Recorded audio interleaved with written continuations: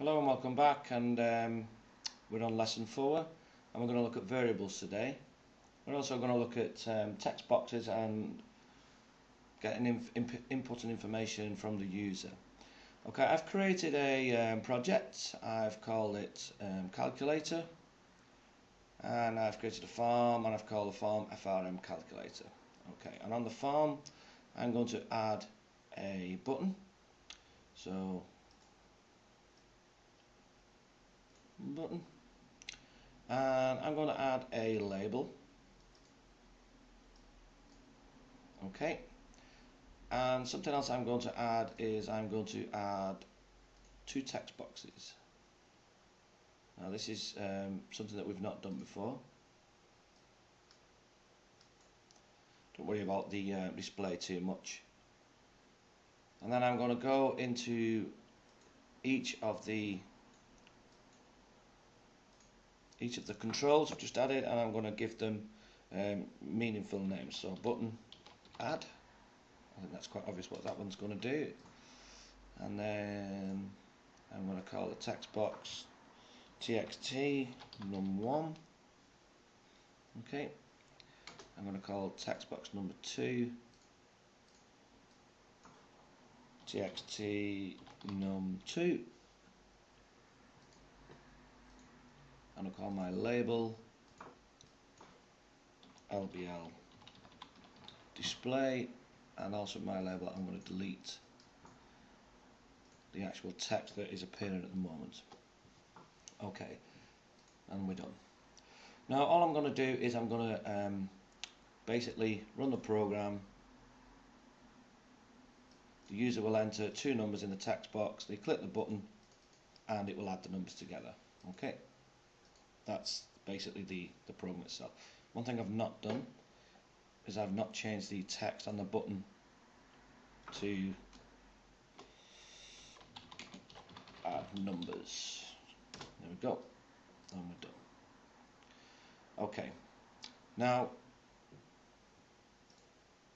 event-driven programming, coding goes behind the actual control that is triggering an event. In this case it's the add numbers button.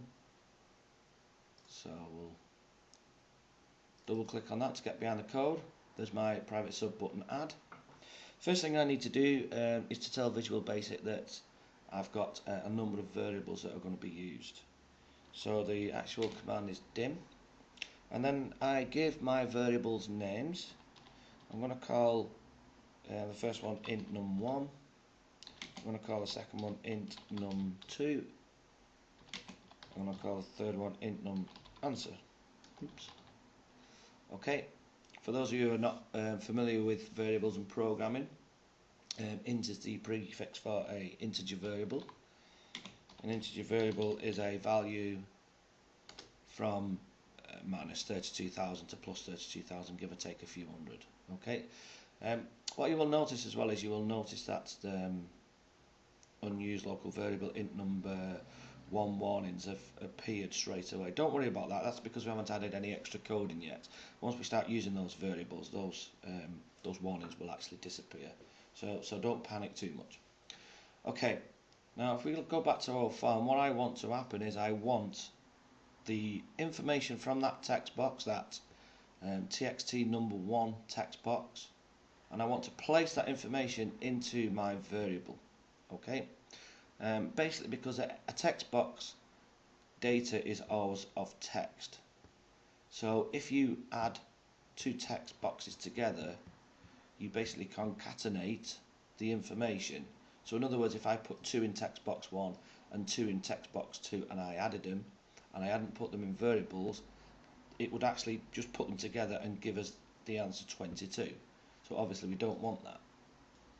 So I've got to say that int num1 is equal to text num1 dot text, and you'll notice that one of the warnings has disappeared and the squiggly blue green line under the int num1 variable has also disappeared.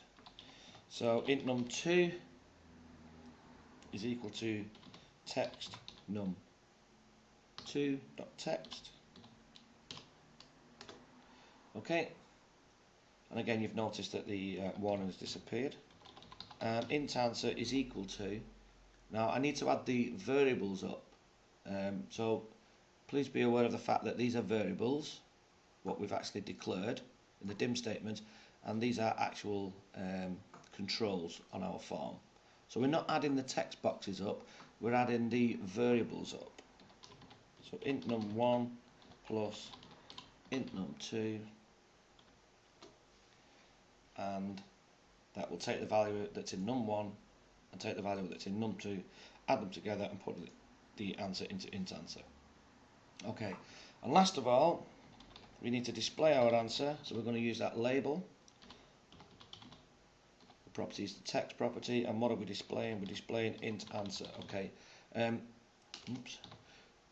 No speech marks around the actual answer this time, no speech marks around the text. If you put speech marks around it, what you basically create is a string literal, and basically it will just write int answer as text int answer.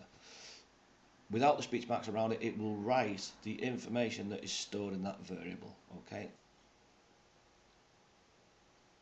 Okay, so we should now be able to run our program, and we should be able to add a couple of numbers in there, and pressing the add numbers button will add the numbers together. So just to recap, we've declared 3 variables. One thing I've not mentioned is that these variables are declared locally. In other words, they only exist in this button, they don't exist outside that button. To make them global, we could declare them in the public class form calculator. So if we run the program again, just to show that it's not really made any difference to the program other than the fact that they are now global variables instead of local, they exist everywhere.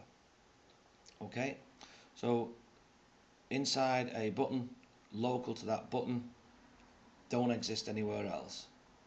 Inside the form, they become global, exist in every control on your form.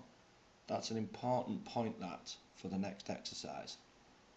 The next exercise I want you to do is I want you to add on the form a button to subtract the numbers, okay? And that's it. Put the code behind it and get it to work. You can display the answer in the same label.